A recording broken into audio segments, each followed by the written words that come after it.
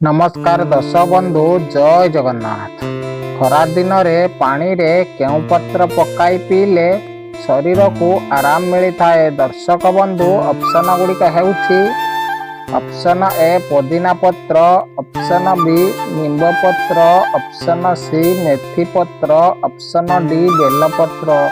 दर्शक बंधु, आपण मन 5 सेकेंड समय दि जाउछि। एहार उत्तर जानिथिले कमेंट करि दियंतु। समयटी आरंभ हेउछि एबेठु। दर्शक बंधु, समयटी शेष होई सारिछि। एहार सठिक उत्तरटी हेउछि ऑप्शन ए पुदीना पत्र। खरा दिन रे पानी रे पुदीना पत्र पकाई पीले शरीर को आराम मिलता है। आज परवर्ती प्रश्न, शरीर रे केउ विटामिन अभाव रहिले मस्तिष्क दुर्बल होई पड़े। दर्शक बंधु, ऑप्शन गुड़िक हेउछि option A vitamin A, option B vitamin B12, option C vitamin E, option D vitamin D. समयटी आरंभ हेउछि एबेठु। दर्शक बंधु, समयटी शेष होई सारिछि। एहार सठिक उत्तरटी हेउछि ऑप्शन बी विटामिन B12। शरीर रे विटामिन B12 अभाव रहिले मस्तिष्क दुर्बल होई पड़े। आज परवर्ती प्रश्न, केउ परिबा कंचा खाइबा द्वारा ब्लड प्रेशर कंट्रोल रही थाए। दर्शक बंधु, ऑप्शन गुड़िक हेउछि ऑप्शन ए भेंडी, ऑप्शन बी मूला, ऑप्शन सी गाजर, ऑप्शन डी टमाटो। समयटी आरंभ हेउछि एबेठु। दर्शक बंधु, समयटी शेष होई सारिछि। एहार सठिक उत्तरटी हेउछि ऑप्शन सी गाजर।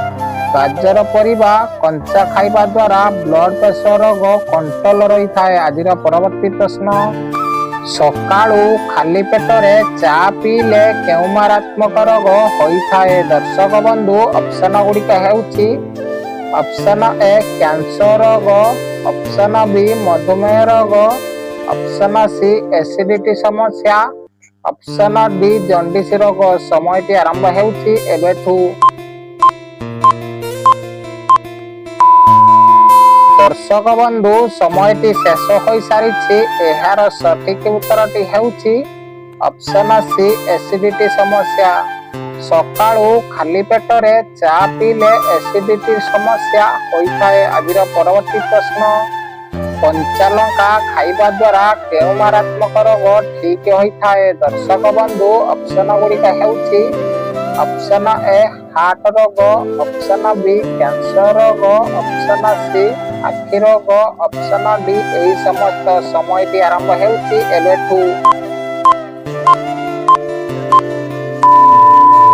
दर्शक बंधु, समयटी शेष होई सारिछि। एहार सठिक उत्तर देखिबा आगरु भिडियोटी को लाइक करि दियंतु। आपण माने जगन्नाथଙ୍କର जदि प्रिय भक्त अटंती कमेंट रे जय जगन्नाथ लिखि दियंतु।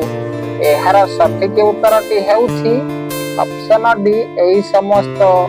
कंचा लंका खाइबा द्वारा एही समस्त रोग ठीक होई थाए। आज परवर्ती प्रश्न, प्रतिदिन खजुरी खाइबा द्वारा शरीर रे कौन शीघ्र बढ़ी थाए। दर्शक बंधु, ऑप्शन गुड़िक हेउछि ऑप्शन ए ओजन, ऑप्शन बी रक्त, ऑप्शन सी शक्ति, ऑप्शन डी एही समस्त। समयटी आरंभ हेउछि एबेठु।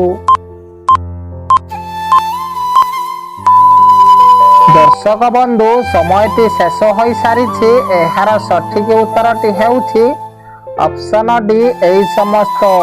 प्रतिदिन खजुरी खाइबा द्वारा शरीर रे एही समस्त बढ़ी थाए। आज परवर्ती प्रश्न, केउ फल खाइले दांत क्षीर भली सफा रही थाए। दर्शक बंधु, ऑप्शन गुड़िक हेउछि ऑप्शन ए कदली, ऑप्शन बी पिजुली, ऑप्शन सी लेंबू, ऑप्शन डी अमृतभंडा। समयटी आरंभ हेउछि एबेठु। दर्शक बंधु, समयटी शेष होई सारिछि। एहार सठिक उत्तरटी हेउछि ऑप्शन डी अमृतभंडा। ଅମୃତଭଣ୍ଡା ଫଳ ଖାଇଲେ ଦାନ୍ତ କ୍ଷୀର ଭଳି ସଫା ରହିଥାଏ। ଆଜିର ପରବର୍ତ୍ତୀ ପ୍ରଶ୍ନ, ସବୁଦିନ କଣ ଖାଇବା ଦ୍ୱାରା ସ୍ମରଣ ଶକ୍ତି ବୃଦ୍ଧି ହୋଇଥାଏ? ଦର୍ଶକ ବନ୍ଧୁ, ଅପସନ ଗୁଡ଼ିକ ହେଉଛି ଅପସନ ଏ ସେଉ, ଅପସନ ବି ଖଜୁରୀ, ଅପସନ ସି କ୍ଷୀର, ଅପସନ ଡି ଡାଳିମ୍ବ। ସମୟଟି ଆରମ୍ଭ ହେଉଛି ଏବେଠୁ।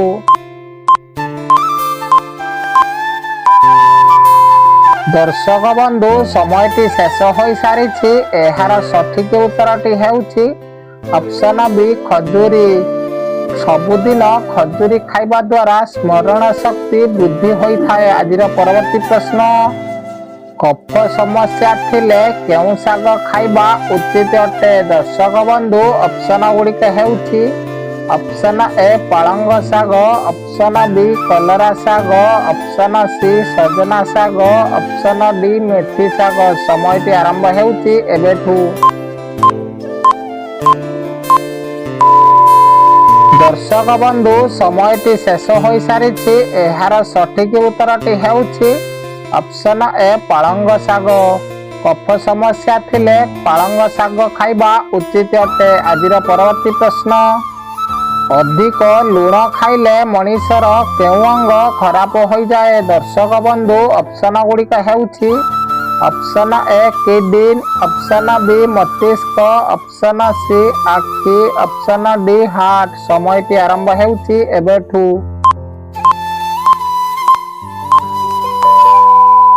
ଦର୍ଶକ ବନ୍ଧୁ, ସମୟଟି ଶେଷ ହୋଇସାରିଛି।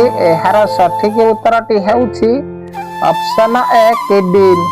ଅଧିକ ଲୁଣ ଖାଇଲେ ମଣିଷର କିଡନୀ ଅଙ୍ଗ ଖରାପ ହୋଇଯାଏ। ଆଜିର ପରବର୍ତ୍ତୀ ପ୍ରଶ୍ନ, ଗର୍ଭବତୀ ମହିଳାମାନେ କେଉଁ ଫଳ ଖାଇଲେ ଗୋରା ପିଲା ଜନ୍ମ ହୋଇଥାଏ? ଦର୍ଶକ ବନ୍ଧୁ, ଅପସନ ଗୁଡ଼ିକ ହେଉଛି ଅପସନ ଏ କଦଳୀ, ଅପସନ ବି କମଳା, ଅପସନ ସି ତରଭୁଜ, ଅପସନ ଡି ସପୁରୀ। ସମୟଟି ଆରମ୍ଭ ହେଉଛି ଏବେଠୁ।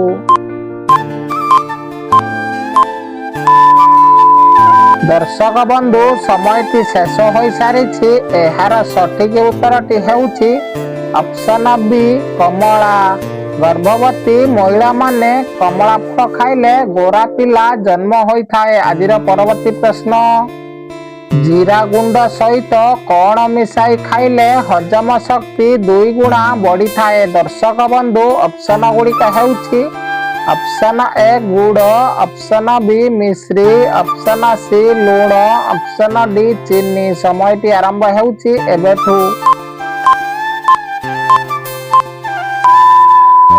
ଦର୍ଶକ ବନ୍ଧୁ, ସମୟଟି ଶେଷ ହୋଇସାରିଛି। ଏହାର ସଠିକ ଉତ୍ତରଟି ହେଉଛି ଅପସନ ବି ମିଶ୍ରି।